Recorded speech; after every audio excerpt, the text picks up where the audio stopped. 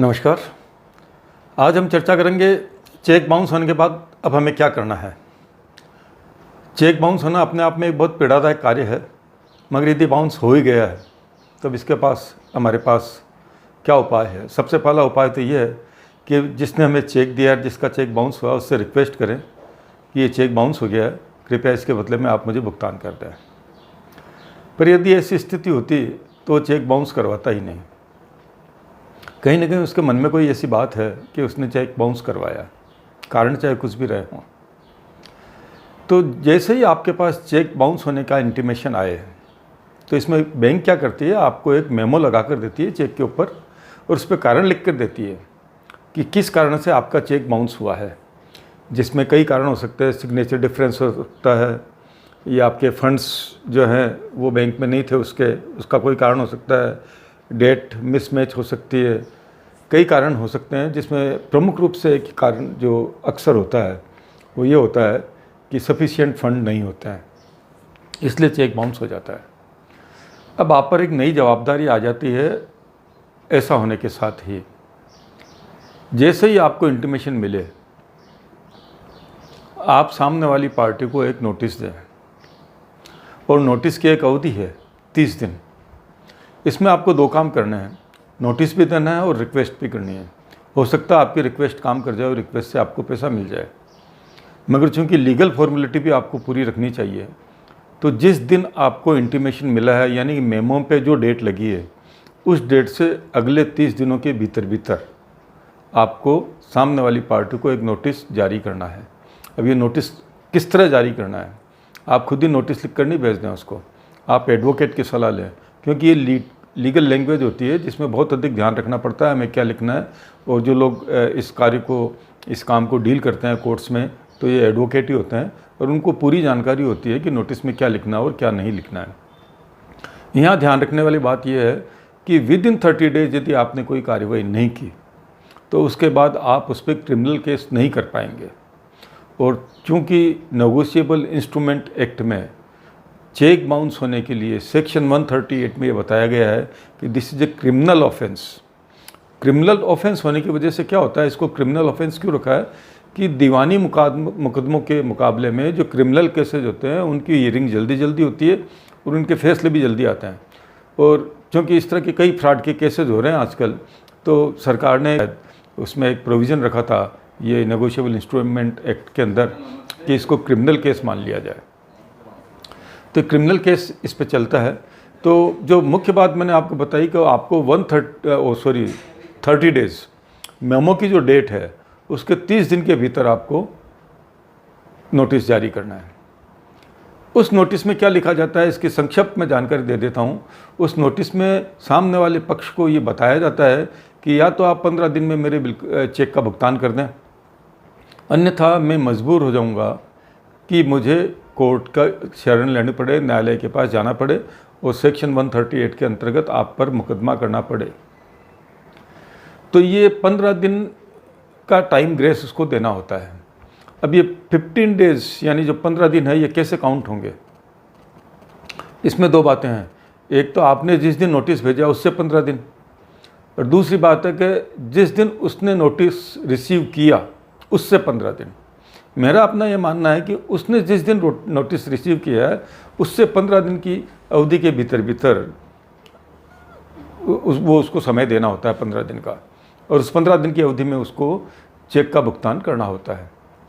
इसके बावजूद यदि वो चेक का भुगतान नहीं करें तो अब क्या करें, उसके बाद आपको 30 दिन के अंदर फिर कार्रवाई करनी होती है।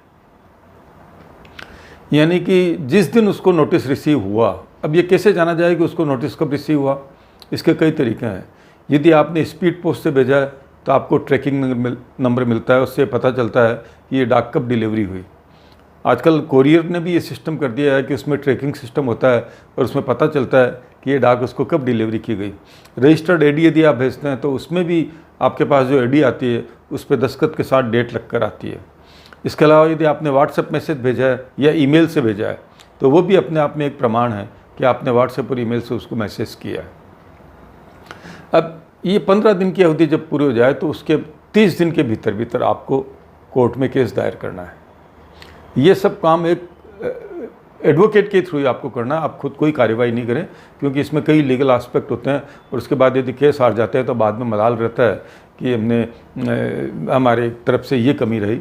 इसलिए आपको एक लीगल एडवोकेट के थ्रू ही इसमें प्रोसीड करना चाहिए। अब 30 दिन के भीतर यदि आप मुकदमा दायर कर देते हैं तो कोर्ट से एक सम्मन जारी होगा, नोटिस जारी होगा सामने वाले पक्ष को जिसका चेक रिटर्न हुआ है। तो उसमें जब हियरिंग की डेट पड़ जाएगी, उसके बाद यदि ये 30 दिन के भीतर वो नोटिस को रिसीव आपके मुकदमा दायर करने के बाद कोर्ट में अपीयर नहीं होता है तो उसको भगोड़ा भी घोषित किया जा सकता है कोर्ट की ओर से।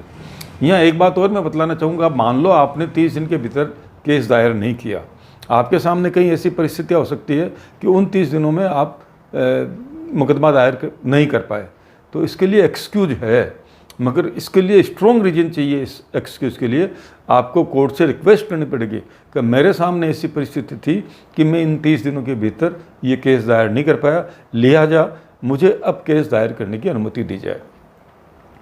इसमें आपको एक पेज और बतलाता हूँ कि चेक की वैलिडिटी होती है 90 डेज़, 3 महीने की वैलिडिटी होती है। 90 डेज़ की वैलिडिटी, पहले ये 6 महीने की वैलिडिटी होती थी, अभी गवर्नमेंट ने इसको 3 महीने की वैलिडिटी कर दिया है। इस बीच में यदि आपको ऐसा लगता है कि आप इस वैलिडिटी को बढ़ाना चाहते हैं तो उस चेक को बैंक में वापस प्रेजेंट कर दीजिए। यदि वो वैलिडिटी पीरियड के अंदर है तो उस चेक को वापस प्रेजेंट कर दीजिए, तो आपकी वैलिडिटी बढ़ जाएगी। यानी आपने दोबारा चेक प्रेजेंट किया, उसके बाद फिर वो डिसऑनर हुआ, बाउंस हुआ, तो आपको वैलिडिटी और बढ़ जाएगी। ये एक ट्रिक है जो हम लगा सकते हैं। अब इसके बाद जब कोर्ट में मुकदमा चलता है तो ये डिपेंड करता है जज महोदय पर कि वो क्या क्या प्रश्न पूछते हैं, सामने वाला वकील क्या प्रश्न पूछता है, आप उससे क्या क्या प्रश्न पूछते हैं। ये सब बातें मैं अगले वीडियो में बताऊंगा। आज सिर्फ मैंने ये बताया है कि अपने को 3 स्टेप फॉलो करना है। सबसे पहला स्टेप, मेमो की डेट से 30 दिन के भीतर सामने वाले को नोटिस देना है। हाँ, एक बात और मैं बतला दूँ, आप जो आपका नोटिस आता है उसमें उसको 15 दिन का समय दिया जाता है, तो आप जल्दबाजी नहीं करें, 15 दिन पूरा हो जाने दें। और यदि आपने 15 दिन की अवधि पूरी होने से पहले ही केस डाल दिया है कोर्ट में, तो वो वहाँ पिट जाएगा मामला, क्योंकि आपने वो कानून की वो फॉर्मेलिटी पूरी नहीं की कि 15 दिन को सामने वाले का समय देना है। इसलिए आप इस केस में जल्दबाजी नहीं करें और जो कुछ भी करें आप अपने एडवोकेट की सलाह से करें।